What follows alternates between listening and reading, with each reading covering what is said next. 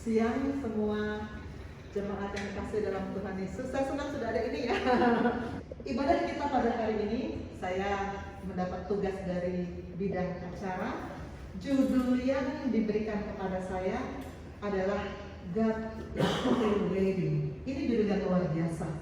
Ketika saya merenungkan judul ini, saya membayangkan bahwa kita itu ditunggu loh. Kita ditunggu. Allah menunggu kita. Gimana rasanya ditunggu? Kemarin bagaimana waktu kita nunggu anak-anaknya Yarsi mau pretest. Kemarin murid Yarsi mau pretest dengan saya suruh baca satu topik, saya tunggu. Kalau kamu sudah ngerti, kita ujian.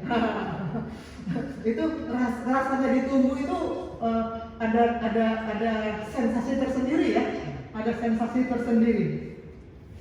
Kalau saya bilang sama Brian, kamu baca bab ini, saya tunggu ya. Sambil tunggu saya di perpustakaan bikin ini, saya tunggu ya. Kalau kamu sudah siap, nanti kita ujian. Gimana rasanya? Apakah kamu santai? Kamu pasti akan berusaha untuk memenuhi target yang diinginkan, pasti. Kenapa? Karena saya Dok Dignis yang menentukan, menentukan lolos apa lulus. Jadi kita nggak bisa bayangkan. Itu baru Dok Dignis, baru bidang yang sangat-sangat ya cuman begitu aja kok. Tapi kalau yang menunggu kita adalah Allah semesta alam, menunggu kita. Apakah kita mau santai? Cuek aja. Allah menunggu, cuek aja. Apakah kita mau santai seperti itu? Allah sedang menunggu. Menunggu apa? Kita akan lihat bacaan yang diberikan untuk saya sampaikan pada hari ini dari Yesaya 5:1-7. Kita akan baca dengan bersaut-sautan. Saya akan baca ayat yang ganjil, saudara-saudara akan baca ayat yang genap. Aku hendak menyanyikan nyanyian tentang kekasihku, nyanyian kekasihku tentang kebun anggurnya. Kekasihku itu mempunyai kebun anggur di lereng bukit yang subur.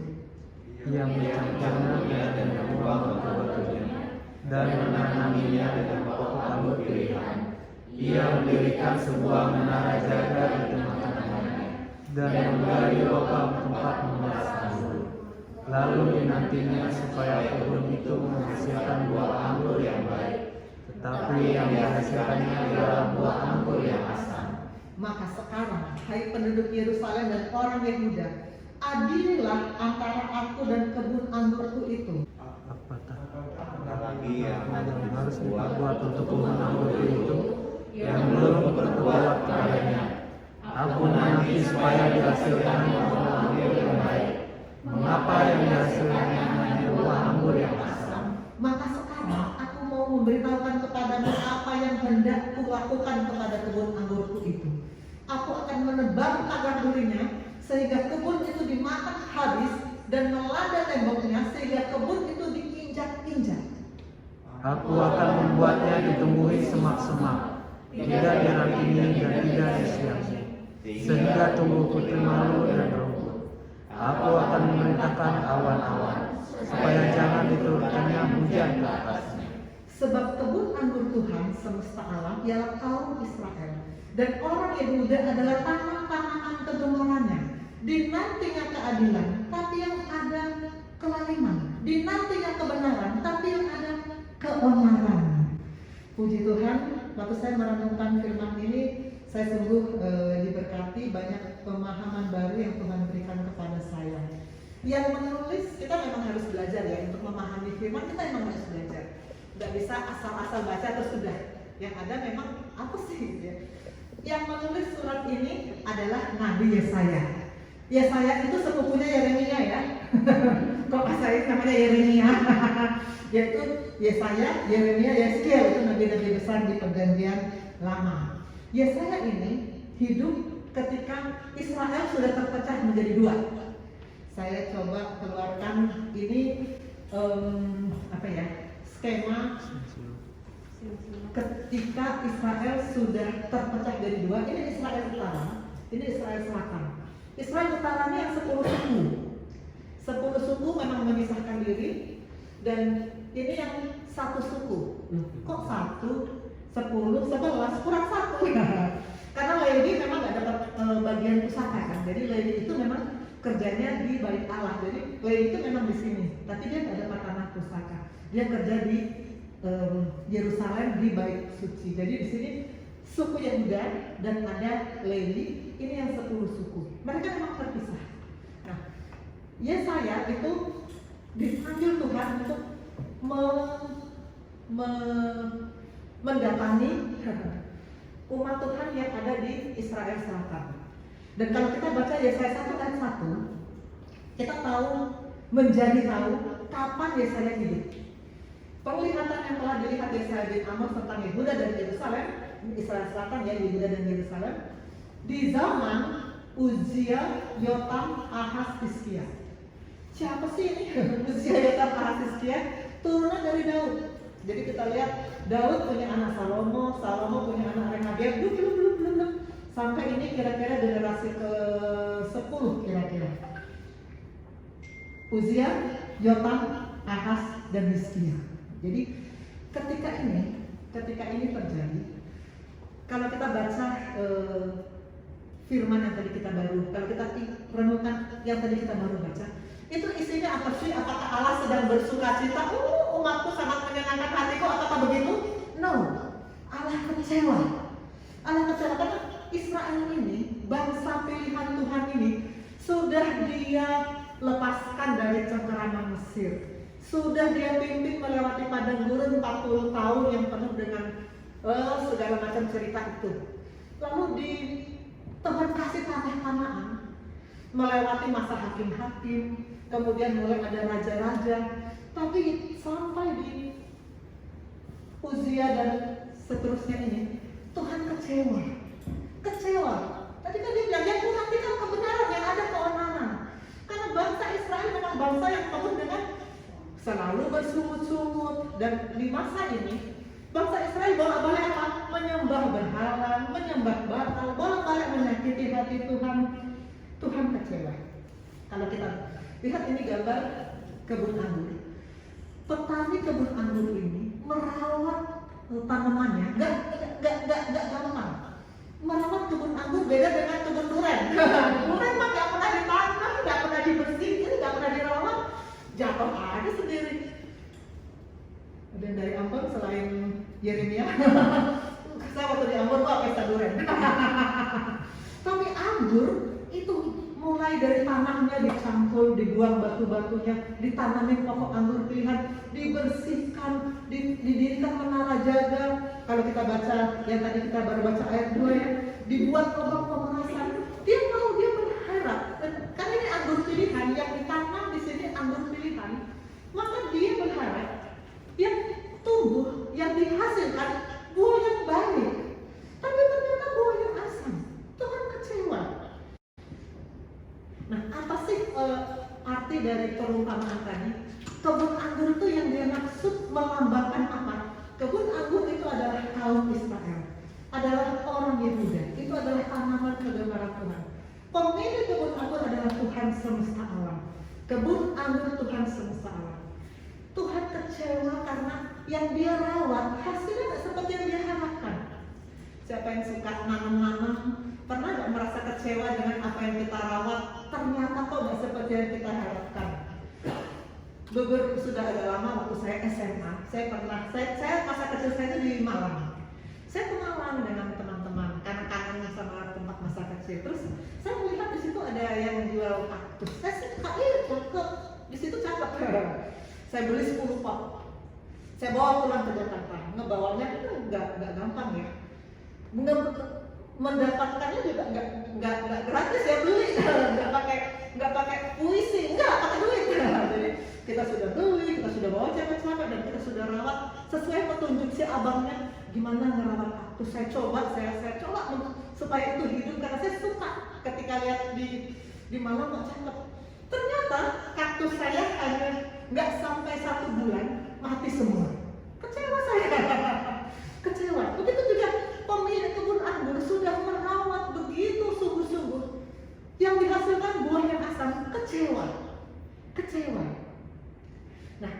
bagaimana dengan hidup kita? Poin pertama, Allah punya rencana dalam hidup kita dan Dia mau kita menghasilkan buah yang baik. Dia mau pohon anggur itu menghasilkan buah yang manis, bukan buah yang asam.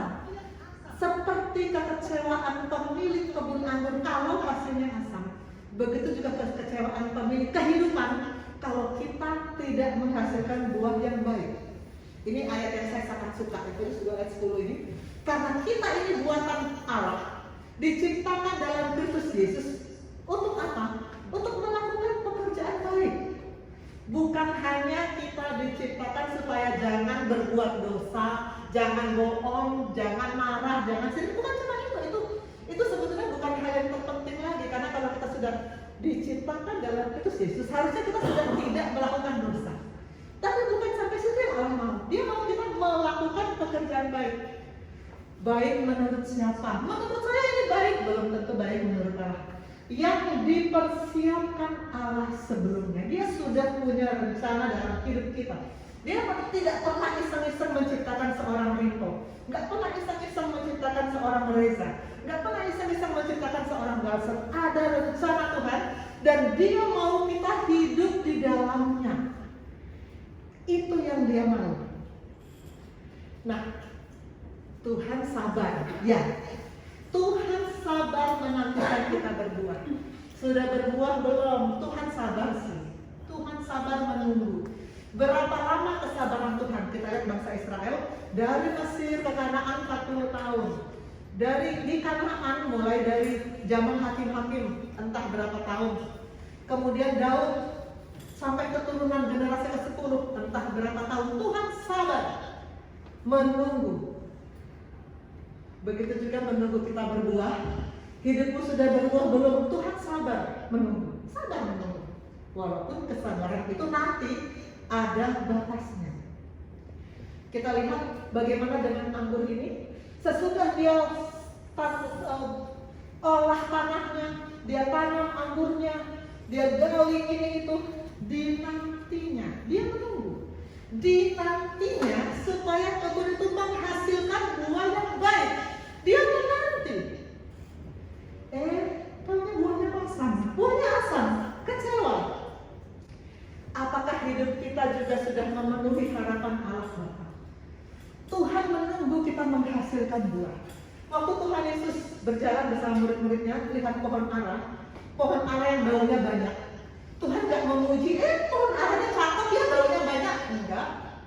Lu mau cakep kayak apa, Tuhan gak puji. Yang Tuhan mau apa? Buah. Tuhan cari buah. Oke, pohon ara ini boleh gagah, boleh banyak daunnya, boleh ribut, tapi saya mau buah. Dia cari buah, nggak ada. Lalu apa yang jadi Tuhan? Dia tutup pohon ara itu. Besoknya waktu mereka lewat lagi, murid-murid bilang, Tuhan sudah matinya. Tuhan mau buah. Tuhan tidak terkesan dengan penampilan kita yang keren, dan dandan kita. No, orang kita ciptaan. Tuhan mau buah. Apa bedanya kiri dan kanan?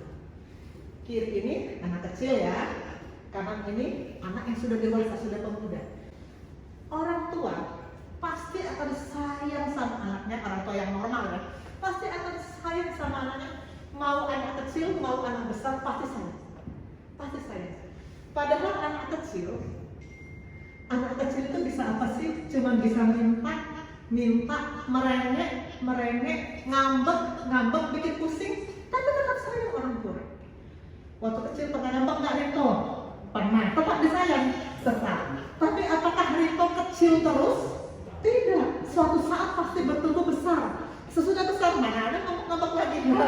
Sudah orang dewasa yang bisa membantu orang tua. Murid-murid koas-koas, waktu kecil kalian pasti anak kecil banyak maunya, merengek, bikin pusing.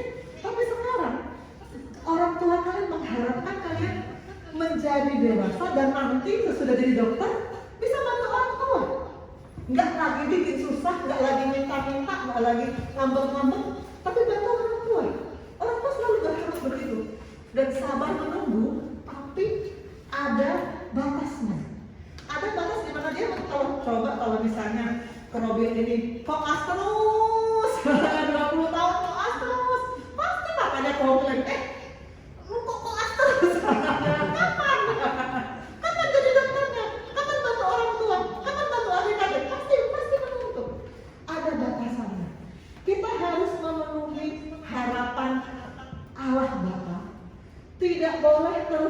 menjadi bayi rohani, nggak boleh terus-terusan jadi hanya mau kita saja. Kok murid saya pernah bilang ini, dokter, Tuhan itu baik sekali sama saya. Saya padahal malas-malas baca Alkitab, tapi Tuhan itu baik sekali. Saya lulus terus, saya sudah masuk OAS, saya diberkati. Pokoknya dia sangat menikmati kebaikan Tuhan. Ya betul, Tuhan itu baik. Orang tua sampai anak kecil baik, tapi ada batasnya. Ada batasnya, karena Tuhan menuntut buah. Tuhan menuntut buah dari kehidupan kita. Sampai kapan kesabaran Tuhan? Sampai kapan kesabaran Tuhan? Ada batas waktu. Ada batas waktu. Yesaya 5 ayat 3 yang tadi kita baca. Maka sekarang, dalam kisah yang kita baca, batas waktunya adalah sekarang. Yesaya berkata, sekarang adililah antara aku Allah dengan kebun anggurku bangsa Israel. Batas waktu itu bisa saja akan datang dan sudah datang. Maka sekarang ayat 5, aku mau memberitakan apa yang aku mau lakukan dengan kebun anggurku. Aku akan tebang pagar buminya, kebun itu dimakan habis. Ini perumpamaan yang memberi gambaran apa yang akan terjadi pada Israel Utara dan Israel Selatan. Dan ketika firman itu datang, tidak lama kemudian memang menjadi kenyataan. Apa yang terjadi? Israel Utara ditaklukkan oleh Asyur, Israel Selatan ditaklukkan oleh Babel, Nebukadnezar. Mereka dibuang ke Babel, dibuang selama 70 tahun menjadi bangsa jajahan. Habis, Yerusalem temboknya habis. Yang tinggal orang-orang miskin yang sakit-sakit yang tidak diselamatkan lagi. Habis kebanggaan bangsa Israel yang dulu megah di zaman Daud dan Salomo. Habis. Karena Tuhan mengatakan sekarang batas waktunya. Aku murka, kata Tuhan. Maka hukuman datang, kata Tuhan. Maka terjadilah pembuangan bangsa Israel. Yang nanti kita lihat di zaman nabi-nabi kecil, cerita-cerita bagaimana di pembuangan sampai nanti kemudian mereka dipanggil pulang lagi pada dibebaskan dalam pemerintahan Quraisy. Itu semua terjadi karena bangsa Israel tidak memenuhi apa yang Tuhan mau. Yohanes 15 ayat 2. Setiap ranting padamu yang tidak berbuah dipotongnya. Yohanes 15 ini kan sangat terkenal ya, menggambarkan bagaimana kita sebagai Tuhan Yesus sebagai pokok anggur, kita sebagai rantingnya yang melekat pada pokok anggur. Kalau hidup kita tidak berbuah, dipotong. Tuhan mau hidup kita berbuah. Kalau nggak berbuah, dipotong, dibuang ke dalam api. Galatia 6 ayat 7, ini Paulus menegur orang-orang Galatia. Jangan sesat ya, Allah tidak membiarkan dirinya dipermainkan. Kalau Allah masih sabar, itu karena dia memberi kesempatan untuk bertobat. Tapi ada batas waktu. Apa yang ditabur orang, itu akan dituainya. Konsekuensi pasti ada. Waktu Raja Daud berbuat dosa zina, konsekuensinya ada kan? Anaknya mati. Tuhan mengampuni, tapi konsekuensi pasti ada. Belum lama anak TA saya, bimbingan TA saya, ketahuan nyontek. Konsekuensinya apa? Gak naik. Itu konsekuensi. Kalau dia minta ampun sama Tuhan diampuni, tapi konsekuensi pasti ada. Gak naik. Konsekuensi dari perbuatan kita pasti ada. Apalagi hukuman dari kerajaan surga kalau kita nggak bertobat. Jangan sesat, Allah tidak membiarkan dirinya dipermainkan. Kapan batas waktu kesabaran Tuhan? Jadi pertanyaan menggoda kita, kapan ya batas waktu kesabaran Tuhan? Nggak usah nunggu kapan lah, bertobat aja sekarang gitu ya. Pertama, bila sangkakala berbunyi, itu pasti batas waktu kesabaran Tuhan. Pasti, itu seluruh dunia akan mengalami bagaimana Tuhan Yesus turun dari awan-awan, kita yang ada namanya dan nama Bapaknya di dahi kita akan terangkat naik. Itu adalah batas waktu yang terjadi pada semua orang di seluruh alam semesta ini. Tapi sebelum itu terjadi, bisa saja kita dipanggil pulang. Di Jakarta ini mobil salib kanan bisa, salib kiri bisa ya. Kita menganggap usia masih muda, belum tentu. Setiap orang kapan saja kalau Tuhan bilang pulang, ya pulang. Jadi Jangan menunggu sampai tidak ada kesempatan bertobat lagi. Katakan ya pada panggilan Tuhan. Ketiga, batas waktu kesabaran Tuhan. Kalau Tuhan, pada beberapa kisah kita lihat, Tuhan mengeraskan hati Firaun. Kenapa Tuhan mengeraskan hati Firaun? Karena dia sudah bolak-balik bebal, gak mau bertobat. Akhirnya Tuhan keraskan hatinya. Yudas Iskariot, kenapa dia sampai begitu apesnya? Karena dia sudah bolak-balik diperingatkan, tapi dia tetap bebal. Akhirnya dia tidak bisa bertobat lagi. Ada batas-batas di mana orang memang gak bisa bertobat lagi. Makanya dalam Yohanes 10 ayat 10a, pencuri datang untuk mencuri, membunuh, membinasakan. Sudah dicuri, sudah dibunuh, masih lagi dibinasakan. Itu dalam kondisi di mana nggak bisa bertobat lagi. Jangan tunggu sampai Tuhan mengeraskan hati kita. Penuhi panggilan dia sekarang. Hidup dalam rencana Tuhan. Amin. Nah, karena itu poin yang keempat, Tuhan mau kita datang dan lakukan kehendak-Nya. Datang dan lakukan kehendak-Nya. Lalu muncul pertanyaan klasik, kehendak Tuhan itu apa? Itu pertanyaan klasik ya. Sebetulnya kehendak, jawaban dari kehendak Tuhan apa sih? Sangat mudah, karena kita sudah tahu bahwa firman Tuhan memang berisi perintah, keinginan Tuhan. Saya kalau pelayanan pribadi dengan murid-murid atau dengan siapapun, dengan pasien, dengan dokter, saya suka tanya, kamu mengasihi Yesus enggak? Jawabannya pasti mengasihi. Mereka semua sudah mengalami pelayanan pribadi dengan saya. Pasti itu saya tanya dan 100% jawab mengasihi. Tapi kalau saya tanya, buktinya apa? Buktinya Dawson mengasihi Yesus apa? Buktinya Rinto mengasihi Yesus apa? Buktinya apa? Definisi mengasihi menurut firman adalah, jika kamu mengasihi aku, kamu akan menuruti segala perintahku. Segala, bukan cuma sebagian ya, sebagian perintah yang kebetulan kita baca, perintah yang kebetulan kita dengar di khotbah di gereja. No, segala perintah. Artinya apa? Tidak bisa tidak, kita harus membaca seluruh firman supaya kita tahu Tuhan itu perintahkan apa. Tidak bisa tidak. Makanya belajar firman itu nggak main-main. Serius belajar firman itu.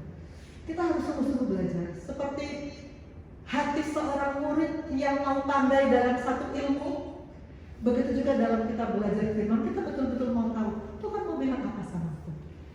Sediakan waktu lebih lagi untuk belajar firman.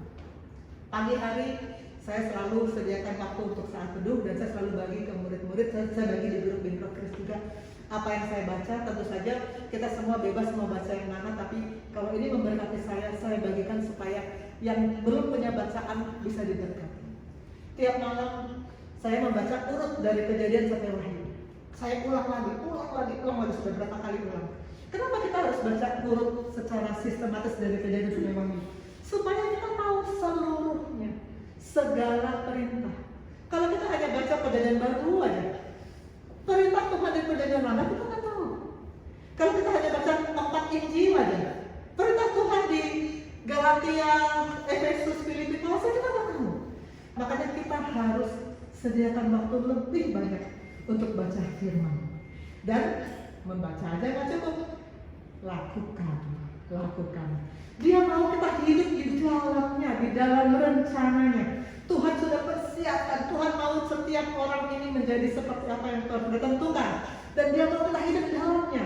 Dia mau kita melakukan seperti yang Tuhan mau. Saya pernah keluarkan ayat ini dalam sharing yang sebelum ini, 1 Yohanes 2 ayat 6. Barang siapa mengatakan bahwa ia ada di dalam dia. Kalau Rinto mengatakan aku ada dalam Yesus. Kalau Dawson mengatakan aku ada dalam Yesus. Kalau Bidan Maria mengatakan aku ada dalam Yesus. Artinya Rinto, Dawson, Bidan Maria wajib hidup sama seperti Kristus telah hidup. Wajib. Ini hendaknya menjadi deklarasi kita. Kami mau hidup seperti Kristus telah hidup. Karena memang itu yang Tuhan mau. Itu yang membuat kita bisa hidup dalam rencananya. Dan itu yang membuat kita bisa mencapai tujuan Tuhan. Memuliakan Allah Bapa. Hidup dalam rencana Tuhan akan membuat kita bisa berbuah, dan buah itu memuliakan Allah Bapa. Amin. Mari kita berdoa. Bapa di sorga, terima kasih untuk firman-Mu. Kami sudah belajar bahwa Tuhan punya rencana dalam hidup kami, dan Tuhan mau kami menghasilkan buah yang sesuai dengan kehendak Tuhan, buah yang bisa mempermuliakan Bapa di sorga. Dan kami belajar bahwa Tuhan sabar menunggu. Tuhan sabar menunggu sampai kami mau bergerak masuk dalam rencana Tuhan, bergerak melakukan kehendak Tuhan. Namun kesabaran Tuhan ada batasnya. Tolong kami Tuhan untuk mau menjawab ya, seperti Yesaya berkata, Yeremia berkata, Yeskiel berkata, ya ini aku Tuhan, utuslah aku. Kami mau melakukan apa yang Tuhan mau, tidak menunggu sampai kesabaran Tuhan habis. Kami mau datang kepada-Mu Tuhan, dan kami mau melakukan segala perintah yang ada dalam Alkitab yang tertulis yang sudah Tuhan berikan kepada kami. Tolong kami Bapa, agar komitmen kami bisa kami lakukan dengan pertolongan Roh Kudus. Terima kasih Bapa. Dalam nama Tuhan Yesus kami berdoa. Amin.